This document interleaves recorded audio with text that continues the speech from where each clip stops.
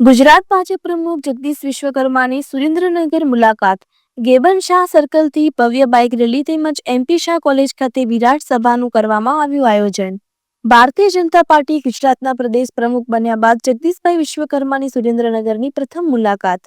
સુરેન્દ્રનગર જિલ્લા ભાજપ સંગઠન દ્વારા પ્રમુખનું ભવ્ય સ્વાગત અને શક્તિ પ્રદર્શન કરવામાં આવ્યું હતું, જેમાં હજારોની સંખ્યામાં કાર્યકરો જોડાયા હતા. ગેબન શાહ સર્કલ ખાતેથી પ્રદેશ પ્રમુખનું સ્વાગત કરવામાં આવ્યું હતું, જ્યાંથી હજારો બાઇકો સાથેની એક વિશાળ બાઇક રેલીનો પ્રારંભ થયો હતો. આ રેલીમાં યુવાનો અને કાર્યકરોએ ઉત્સાહભેર ભાગ લીધો હતો અને શહેરના મુખ્ય માર્ગો જય શ્રી રામ અને ભારત માતા કી જયના નારાઓથી ગુંજી ઉઠ્યા હતા. ઠેર ઠેર ફૂલોની વર્ષાથી પ્રમુખનું સ્વાગત કરવામાં આવ્યું હતું. ત્યારબાદ આ bike rally MP Shah arts college ખાતે પહોંચી હતી, જ્યાં એક ભવ્ય જાહેર સભાનું આયોજન કરવામાં આવ્યું હતું. સભામાં પ્રદેશ પ્રમુખ જગદીશભાઈ વિશ્વકર્માએ કાર્યકરોને સંબોધતા સંગઠનની શક્તિ અને બૂથ લેવલની કામગીરી પર ભાર મૂક્યો હતો. તેમણે ગુજરાતની જનતાએ ભાજપ પર મૂકેલા અખંડ વિશ્વાસ બદલ આભાર વ્યક્ત કર્યો હતો અને આવનારી ચૂંટણીઓમાં વિજય સંકલ્પ સાથે કામે લાગી જવા આહવાન કર્યું હતું. જિલ્લાના અગ્રણી નેતાઓ, ધારાસભ્યો, સાંસદો અને તમામ સંગઠનના હોદ્દેદારો ઉપસ્થિત રહ્યા હતા. આજરોજ નવયુક્ત પ્રદેશ પ્રમુખ શ્રી જગદીશભાઈ વિશ્વકર્મા સાહેબનો પેલા 4 ઝોનમાં અભિવાદન સમારંભ થયો હતો. એવી રીતે જ માવઠા પહેલા 4 તારીખે સુરેન્દ્રનગર અભિવાદન સમારંભ નક્કી કરેલ હતો, પણ જગતના કુદરતના હિસાબે માવઠું પડેલ એટલે ખેડૂતોને 7 દિવસ આપણે માવઠાની અસર થઈ તો ખેડૂતમાં નુકસાન થયું.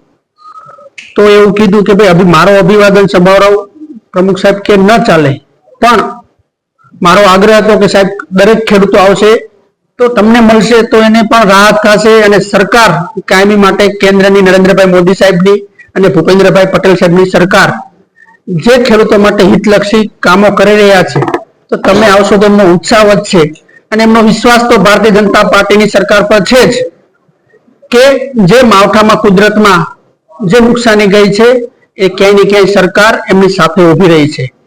તો પ્રમુખ સાહેબે ખૂબ જ સાદગીપૂર્વક, મેં જેમ કીધું કે જ્યારથી પ્રદેશ અધ્યક્ષ બન્યા તો કોઈ ફૂલગુજ નહીં, કોઈ મોમેન્ટ નહીં, પણ જરૂરિયાતમંદ માટે નોટબુકો મને આપો. તો જે આપણા જિલ્લામાં આજે તમે વિચારો 51,000થી પણ વધારે નોટબુકો કાર્યકર્તાઓએ પ્રદેશ અધ્યક્ષશ્રીને ભેટ આપી અને એ ભેટ જે જરૂરિયાતમંદ બાળકો છે એને ત્યાં સુધી પહોંચાડવામાં કાર્યકર્તા થકી પહોંચાડવામાં આવશે. આ થકી એ અધવચ્ચે લીંબડીથી આવતા હતા તો કેરળા પાસે કે મારે ખેડૂતના ખેતરમાં હતા 4-5 ખેડૂતો, તો અચાનક જઈ અને ખેડૂતો સાથે ચર્ચા કરી અને ખેડૂતોને આપી દી કે શું નુકસાન થયું, શું જાણવાના પ્રયત્ન કર્યા કે શું ખેડૂતોને છે.